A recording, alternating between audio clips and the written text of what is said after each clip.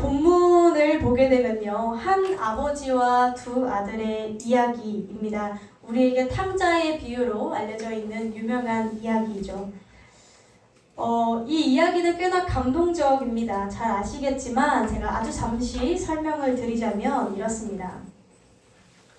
어느 날 첫째 아들과 둘째 아들이 있는데 그 중에 둘째 아들이 아버지께 찾아옵니다. 찾아와서 뭐라고 이야기를 하죠?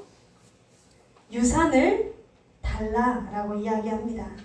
아버지가 살아계신데 유산을 먼저 달라라고 청합니다. 유산 좀 미리 주세요. 결국 아버지가 돌아가시면 다 내가 받을 목 아닙니까? 라고 이야기하죠. 정말 패륜적인 행동을 저지르고 심지어 이 둘째는 돈을 효율적으로 사용한 것이 아니라 집을 나가 유산을 탕진하고 허랑방탕하게 살았습니다. 그러다 그는 어떤 처지에까지 처하게 되냐면요. 짐승이 먹는 열매를 먹고 사는 처지까지 처하게 됩니다. 돼지 먹는 쥐염 열매를 먹게 되죠. 안 돼요. 여기는 아멘 아니에요. 좀 이따가요, 좀 이따가. 돼지 쥐염 열매 먹으면 안 되죠. 자, 비로소 그때에서야 돼지 쥐염 열매를 먹게 된 그때에서야 둘째 아들은 자신의 잘못을 깨닫고 아버지께로 돌아옵니다. 이렇게나 제멋대로 살았던 이 둘째를 뭐라고 한마디 하실 법도 한데 이 아버지는 단 한마디도 하지 않습니다. 상고가 먼데, 거리가 먼데 벌써 아들이 저 멀리서 보이는데 아버지가 벌써 막 뛰어갑니다. 아들에게로. 그리고 사랑으로 받아줍니다. 우리가 이 이야기 속에서 우리를 향하신 아버지의 사랑을 느끼게 되죠. 자, 그런데 이야기가 이렇게 끝나갈 무렵 슬며시 또 하나의 이야기가 펼쳐집니다. 둘째 아들이 돌아오니까 이번엔 첫째 아들이 말썽인 모양이에요. 25절에서 28절을 보게 되면요. 이 소식을 들은 첫째 아들이 노하여 들어가고자 하지 않았다고 합니다. 그렇게 이번에는요. 첫째 아들과 아버지와의 갈등이 펼쳐집니다. 이 시간 우리가 이 이야기 속에서 이 첫째 아들을 주목하여 말씀을 나누고자 합니다. 우리가 굉장히 상식적으로 한번 생각해보면 동생이 집으로 돌아온다, 집 나갔던 동생이 집으로 돌아온다라는 것은 형 입장에서 굉장히 기쁘고 좋은 일인 듯 합니다. 그런데 이 첫째 아들은 왜 이렇게까지 자신의 동생이 돌아왔다라는데 이렇게까지 화가 나 있을까요? 오늘 본문 29절에서 30절에는요. 이 첫째 아들, 맏아들의 속마음이 나옵니다. 우리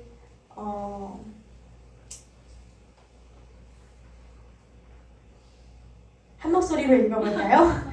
시작! 아버지께 대답하여 가로되 내가 너의 아버지를 섬겨 명령 어김이 없거늘 내게는 염소새끼라도 주어 나와 내 것으로 죽이게 하신 일이 없더니. 아버지의 살림을 창기와 함께 먹어버린 이 아들이 돌아오매 이를 위하여 살찐 송아지를 잡으셨나이다. 아멘. 자신은 그동안 아버지께 명령도 다 잘 지키고 수고하고 아버지 옆에서 떠난 적이 없이 애써 왔는데 그런 지난 시간들을 왜 인정하지 않으십니까? 왜 둘째만 챙기십니까? 라는 거겠죠. 반대로 또 이 둘째를 정죄하고 판단하고 너랑 나랑 똑같은 아들인데 나는 이렇게 하는데 너는 왜 이렇게 못하니? 라고 책망하는 듯 합니다. 자, 그런데 우리가 사실 곰곰이 한번 생각해보면요. 이 첫째 아들은 이렇게까지 화가 날 이유가 없습니다. 왜냐하면 12절을 한번 보겠습니다. 12절에 보게 되면요. 첫째 아들도 이미 받을 것을 다 받았다라는 것을 알 수 있습니다. 12절에 아버지가 그 살림을 각각 나눠 주었더니 둘째 아들이 유산을 달라고 했을 때 아버지가 둘째에게만 준 것이 아니라 첫째와 둘째 모두에게 각각 주었습니다. 첫째는 이미 아버지에게서 받을 몫의 유산을 모두 받은 셈입니다. 그리고 둘째가 돌아왔을 때 잡았던 송아지 역시 큰 아들의 몫이 아니라 아버지의 것이었죠. 그러니까 더더욱이 화가 날 이유가 없습니다. 우리가 여기서 살펴보고자 하는 것은 이 첫째 아들이 가지고 있었던 관계에 대한 오해입니다. 먼저는 이 아버지와 자신의 관계를 이 첫째는 오해했습니다. 이 첫째 아들은 아버지와 자신과의 관계를 마치 주인과 종, 품꾼의 관계로 생각을 했습니다. 그러나 이 첫째 아들은 아버지에게 종이 아니라 그저 자식입니다. 첫째 아들에게 아버지는 주인이 아니라 계약을 맺은 주인과 종의 관계가 아니라 아버지입니다. 마땅히 자식이고 마땅히 아버지이기에 명령을 지키지만 대가로 품삯을 받지 않는, 그러나 아버지의 사랑과 재산을 누릴 수 있는 그런 위치에 있는 것이 이 첫째 아들입니다. 그런데 이 첫째 아들은 아버지와 함께 살면서도 자신의 관계, 아버지 앞에서 자신이 어떤 존재인지를 알지 못했습니다. 그렇기에 그는 아버지의 명령에 단 한 번도 어김이 없었지만 아버지의 마음과는 거리가 멀리 떨어져 있었던 것이죠. 이 아버지와의 관계를 오해했던 첫째 아들은 자연스레 동생과의 관계도 오해를 하게 됩니다. 사랑하고 내가 함께할 동생이 아니라 경쟁의 대상으로 생각했습니다. 당연하죠. 내가 아버지에게 이만큼 행동하고 헌신하고 하는 것들을 따졌다면 자연스럽게 옆 사람의 행동도 보게 되는 것은 당연한 일입니다.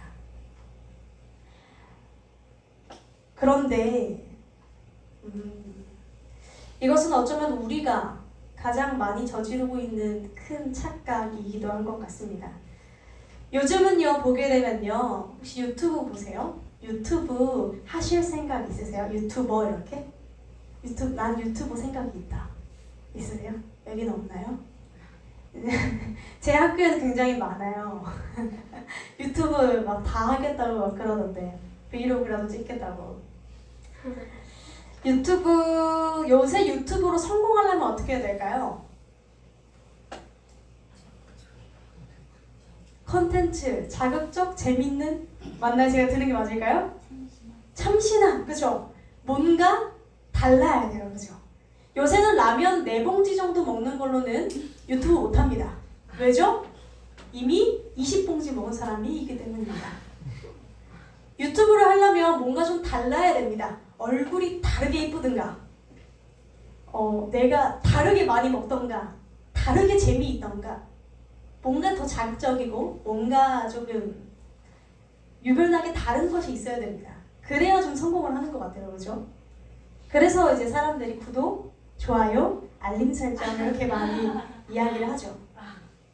우리는 이 다른 것이 굉장히 중요한 시대예요. 너와 난 달라, 이렇게. 우리 교회에서도 이런 게 있는데, 저도 항상 늘 생각하다 보면요, 저는 이런 생각들을 좀 했었어요. 나는 좀 다른 목회를 해야지. 나는 좀 다른 사역을 할 거야. 나는 좀 더 본질적이고, 좀 더 말씀 중심적이고, 좀 뭔가 다른 사역을 할 거야. 이런 생각을 저뿐만 아니라 모든 사역자분들이 하실 거라고 생각이 들어요. 우리 성도님들도요, 누군가 전도할 때 이렇게 말씀하시는 분 없잖아요. 우리 목사님 저 옆 동네 다 똑같아. 다 비슷비슷해. 우리 목사님 말씀 그냥 그래 거기서 거기야. 이렇게 하시는 분은 없잖아요. 다 뭐라 말해요? 우리 교회는 뭔가 달라. 우리 교회 목사님 말씀, 목사님 설교는 뭔가 좀 더 달라. 되게 은혜가 되고, 되게 말씀 중심적이고, 본질에 치우치 우리 교회는 정말 좀 다른 교회야. 누군가를 전도할 때 우리는 항상 이런 방식으로 하죠. 왜죠? 그래야 오니까요. 우리가 다 똑같아. 우리 뭐 거기나 여기 다니는 거 여기 다니는 거 똑같지. 이렇게 말하지는 않잖아요. 그죠? 우리가 참 다른 게 조금 중요한 시대인데요. 자, 그런데 우리가 이것이 우리들의 마음속에 너무나 깊숙이 있지는 않은가 생각이 듭니다. 혹시 그거 기억나세요? 베드로가 예수님께서 베드로에게 내가 십자가에 달릴 거야 라고 제자들에게 이야기를 하셨어요. 그랬을 때 베드로가 이렇게 말해요. 예수님께 모두 주를 버릴지라도 나는 결코 버리지 않겠습니다 라고 말해요. 이 베드로의 말은요 뭘까요? 난 달라요. 여기서 조금 더 강조점이 되는 것은 나는 주를 버리지 않겠습니다 보다는요 모두 주를 버릴지라도예요. 지금 베드로는요 예수님께 이렇게 말하고 있는 거예요. 예수님, 지금 이 11명이랑 저랑을 비교하시는 겁니까? 이 11명은요 떨거지들이고요. 제가 예수님이 제일 먼저 부르신 수제자 아닙니까? 제가 예수님 변화산 변화할 때도 제가 거기 옆에 있었고요. 물 위도 제가 걸어봤고요. 제가 이것도 해봤고요. 예수님 옆에서 떨어지지 않던 저랑 얘랑 같다고 하십니까? 전 얘랑 달라요. 얘네들이랑 달라요. 전 안 버려요. 얘네들 버릴 수 있겠죠? 난 안 버린다니까요. 라고 이야기를 했던 게 베드로였어요. 왜 저 사람들이랑 나랑 같은 선상에 둡니까? 난 이렇게 했는데, 난 수제자인데, 난 예수님 옆에 계속해서 있었는데, 마치 첫째 아들처럼 말이죠. 둘째 아들과 다르다고 생각했던, 난 저 둘째랑은 달라. 어떻게 쟤랑 나랑 같은, 어떻게 쟤랑 나랑 한 공동체로, 어떻게 쟤랑 나랑 형제고, 어떻게 쟤랑 나랑 똑같은 죄인이라 할 수 있어. 죄인이긴 한데, 죄인이 아니라는 게 아니라 그래도 쟨 좀 아니지. 눈이 있으면 예수님도 볼 거 아니야. 제가 어떻게 행동했는지, 어떻게 말하고 다녔는지, 어떻게 삶을 살아왔는지 알 거 아니야. 어떻게 나랑 비교를 해? 이것이 첫째 아들이었어요. 그리고 베드로였죠. 자, 그런데 우리 하나님, 이 베드로와 첫째 아들이 난 달라! 난 저 사람들이랑 달라! 라고 외치는 그 순간에 계속 반대길로 걸어가고 있는 한 분이 있었습니다. 바로 예수님인데요. 우리 하나님께서는요, 우리 사람들을 만드실 때 이렇게 만드셨습니다. 우리와 같은 형상으로 만들자. 나는 신이고 너네는 인간이니까 다른 형상이 아니라 우리와 같은 형상으로 만들자. 그것도 모자라 그 예수님은 우리와 같아지시기 위하여 인간으로 오셨습니다. 그리고 그 예수님은 우리와 같은 곳에 거하기 위하여 십자가를 지십니다.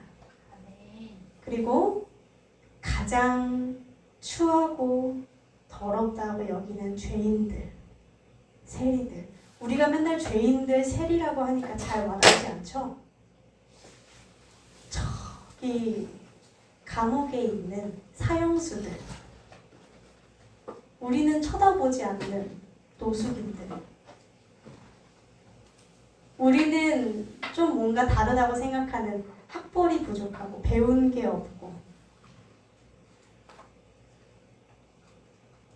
성격이 별로고 사회가 정하는 기준에 따라서 쟤랑 나랑 어떻게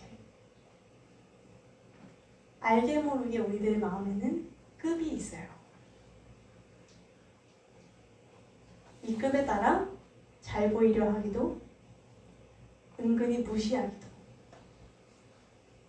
그런데 예수님은 그들과 같아지려고 함께 식사하십니다. 아버지에게는요, 이 아버지에게는 그저 아들이었어요. 집 안에 있는 아들, 집 밖에 있는 아들. 그러나 둘 다 사랑하는 아들. 그 이상도 이하도 아니었어요. 우리는요, 이 아픈 사실을 받아들일 필요가 있습니다. 나는 조금 더 나은 죄인이 아니라 그저 죄인입니다. 나는 조금 선하게 사는 사람이 아니라 나는 그냥 죄인입니다. 이 사실을 받아들여야 우리는 잔치에 참여할 수 있습니다. 첫째 아들은요, 이 사실을 받아들이지 못해서요, 분노로 내가 어떻게 송아지 안 먹고 말아요. 자존심 상해서 하면서 그 잔치에 들어가지 않았어요. 우리는요, 이쯤에서 예수님이 이 이야기를 시작하실 때 누구에게 이 이야기를 하셨는지를 볼 필요가 있어요. 누가복음 15장 1절에서 2절. 모든 세리와 죄인들이 말씀을 들으러 가까이 나아오니 바리새인과 서기관들이 수군거려 이르되 이 사람이 죄인들을 영접하고 음식을 같이 먹는다 하더라. 이 대상은 바리새인과 서기관들이었습니다. 바리새인과 서기관들, 하나님 앞에서 참으로 도덕적이고 지식도 뛰어나고 아는 것과 배운 것이 많은, 모두가 인정하는 그런 사람들입니다.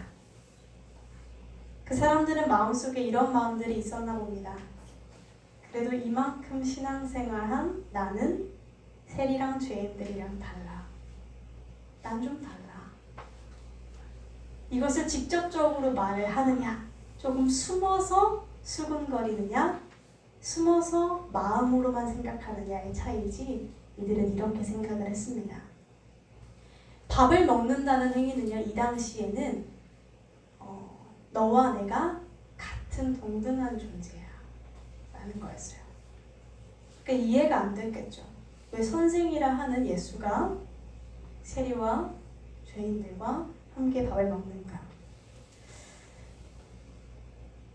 이러한 첫째 아들, 그리고 바리새인, 서기관, 그리고 오늘 우리들의 마음 가운데, 어떤 이 마음 깊은 곳 가운데 나는 좀 달라 라는 생각을 품고 있는 우리 모두에게 우리 아버지께서 이렇게 말씀하십니다. 31절에 예, 너는 항상 나와 함께 있으니 내 것이 다 너의 것이로되. 아버지의 사랑은요, 이 첫째 아들에게도 동일했습니다. 예수님이 바리새인과 서기관들을 미워하신 것 같지만 이 대제사장이 밤에 몰래 예수님을 찾아와 물을 때 예수님은 거절하지 않으셨습니다. 다만 그들이 난 달라 라고 하는 그 태도를 가장 싫어하셨던 듯합니다. 첫째 아들은 아버지와 자신과의 관계를 품꾼과 종으로 계산했지만 어떻게 나한테 염소 새끼 한 마리도 잡아준 적이 없잖아요 라고 따졌지만 아버지는 이렇게 말합니다. 너는 나의 아들이잖니. 나와 항상 함께 있는 내 아들. 언제든 누릴 수 있는 내 아들이지 않니. 다른 표현으론 전 이렇게 읽혔습니다. 왜 사랑을 얻어내려고 하니? 너의 행동으로. 너는 나의 종이 아니라 아들이야, 딸이야. 이렇게 말해주는 듯 했어요. 그리고 동생과 첫째 아들의 관계도 바로 잡아줍니다. 첫째 아들이 아버지에게 이야기할 때 호칭을 이렇게 사용해요. 보라 집사님은 권사님께 소라 제사님 얘기를 할 때 뭐라고 부르세요? 소라는 이렇게 표현하시나요? 다현 성도님은 어머니 아버지께 다현 성도님 얘기할 때 뭐라고 부르세요? 김다현이라고 그래요. 그래서 근데요 조금 더 아니고 굉장히 많이 선을 그어요. 뭐라고 하는지 아세요? 요즘 근데 그런 표현 있던데요. 엄마 아들 이렇게 해서 그러니까 핸드폰에 저장해 놓을 때 이제 예를 들어서 여기 남매가 한 분, 두 분 계시니까 사모님이 지휘자님을 저장하실 때 요새는 동생 데니가 아니라 엄마 아들 이렇게 선을 그어놓는데요. 네, 선을 그었어요. 뭐라 말하냐면 이 아들이라고 표현합니다. 이 아들. 그런데 아버지가 이 첫째 마지에게 말씀하실 때 호칭을 바꿔서 말해줘요. 뭐라고 표현하죠? 32절에 이 내 동생. 경쟁 관계가 아니라고 말해줍니다. 걔는 내 아들이기도 하지만 너의 동생이기도 해.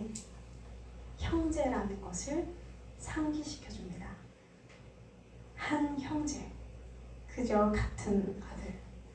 둘 다 속썩인 아들이었음을, 그러나 여전히 사랑하는 아들임을 말해줍니다. 아멘. 우리 예수님께서 성경에 우리 복음서에서 제자들을 향해서 형제라는 표현을 부활하시기 전에는 안 하십니다. 굉장히 재밌지 않나요? 형제여, 나의 형제들아, 너는 나의 형제들이다 라는 표현을요 부활하시기 전에는 안 해요.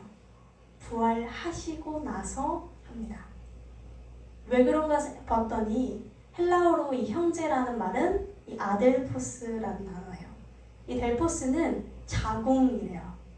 그러니까 아델포스라는 뜻은 같은 자궁 안에서 태어난 자. 헬라어로 형제는 같은 자궁 안에서 태어난 자. 우리 예수님께서 부활하시기 전까지는 형제라는 말을 쓰지 않으십니다. 부활하시고 나서 제자들에게 말씀하세요. 너희는 나의 형제야. 한 아버지를 둔 형제야. 그리고 우리 그리스도인들은 한 아버지를 둔 모두가 형제 자매입니다.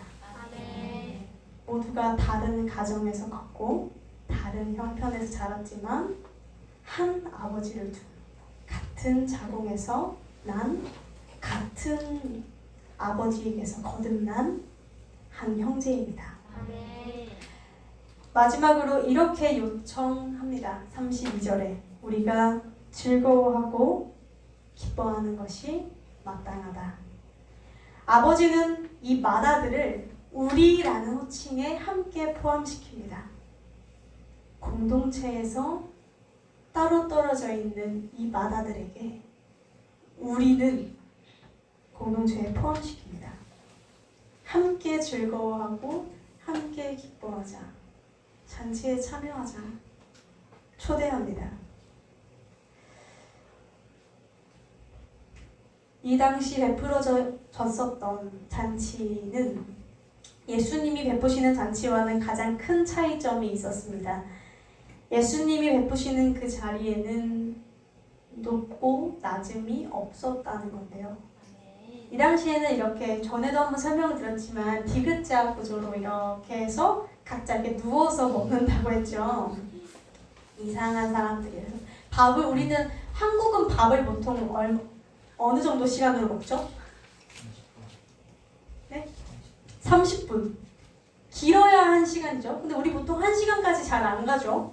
30분 이렇게 음식 땡 하고 나오면 그때부터 한 20분이면 먹고 네, 웬만하면 그냥 빨리빨리 일어납니다. 우리나라는 참 빨리빨리를 좋아하는 나라죠. 그런데 이 이스라엘은요, 이 그리스랑 이 로마는요, 어땠냐면 다 누워요. 다 누워서 옆으로 이렇게 그래서 한번 고대 그림을 한번 찾아보세요. 인터넷에 많아요. 찾아보시면 다 이렇게 누워 있어요. 최후의 만찬이라고 그림 있는 거 있죠? 그 그림은 꽤 나중에 그려진 약간의 상상력을 첨가한 그림이에요. 그래서 그 그림은 우리가 먹는 것처럼 식탁에 쭉 일렬로 앉잖아요. 그때 이렇게 다 이렇게 누워서 옆으로 이렇게 먹고 누워서 먹으면 빨리 먹으면 체해요. 천천히. 그럼 종들이 계속 음식을 갖다 줘요. 그럼 얘기하면서 하루 종일. 근데 가장 상석이 있어요. 안쪽부터 바깥까지 그 계급이 있는 거죠. 근데 예수님이 계신 식탁에는요, 이 계급이 늘상 없었어요. 그 누구도 이 식탁에 참여하지 못할 자가 없었고요. 심지어는 마리아, 여성들까지도 이 잔치에 초대가 됩니다. 그 당시에는 사람 수로 치지 않았던 가축처럼 여겨졌던 존재가 여성이었어요. 그래서 사람 인구 조사를 할 때 우리는 몇 가구, 몇 인 가족, 4인 가족에서 어린이, 노년분들, 남자, 여자 모두 포함시키잖아요. 근데 이 당시는 4인 가족이라도 한 명이에요. 남자가 한 명이면. 여자는 가축을 셀 때 같이 셌어요. 그러니까 사람으로 대접을 받지 못했던, 지금과는 너무 다른 시대죠. 그런 시대에서 여자들이 함께 밥을 먹습니다. 말이 안 되는 얘기예요. 예수님이 베푸시는 이 잔치는요, 이 잔치를 한번 떠올려 보셨으면 좋겠어요. 저는 이 잔치가 하나님과 함께하는 그 하나님 나라를 드러내는 가장 정확한 표현 같아요. 하나님과 연합하라. 들으셨죠? 하나님과 하나님 안에 거하십시오. 그가 내 안에, 내가 그 안에 하나님과 성령님과 동행하십시오. 이게 뭘까요, 다? 예수님의 잔치에 참여하라는 거예요. 이웃을 사랑하라. 우리 가정의 달이죠. 이웃을 사랑하라. 가족을 돌보고 존경하고 사랑하고 뭐예요? 같이 웃고 먹고 마시라는 거예요. 함께 시간을 좀 보내세요. 함께 밥을 먹으세요. 함께 웃고 또 때로는 정말 소외된 이들과 밥 한 끼 식사하시고, 그렇게 주님은 이 잔치에 참여함으로써 당신과 같은 마음을 품기를 바라시는 듯합니다. 사랑하는 성도 여러분, 우리는 그 잔치에 기꺼이 참여하실 마음이 있으십니까? 내가 정말 실은 쟤는 진짜 아닌데 그 사람에게 하나님이 송아지를 베풀어 주신다면, 아파트를 베푸시고 거기서 집들이를 하시겠다 하신다면 가겠습니까? 기분 나빠서 안 가시겠습니까? 하나님 어떻게 쟤한테는 신식 아파트를 주십니까? 집들이 더러워서 안 갑니다. 가시겠습니까? 기꺼이 가세요. 요한복음 13장엔 우리 오늘 5월 주제 말씀인데, 서로 사랑하라. 새 계명을 너희에게 주노니 서로 사랑하라. 그런데 내가 너희를 사랑한 것 같이 서로 사랑하라. 그 사랑에 흠뻑 젖으시길 바랍니다.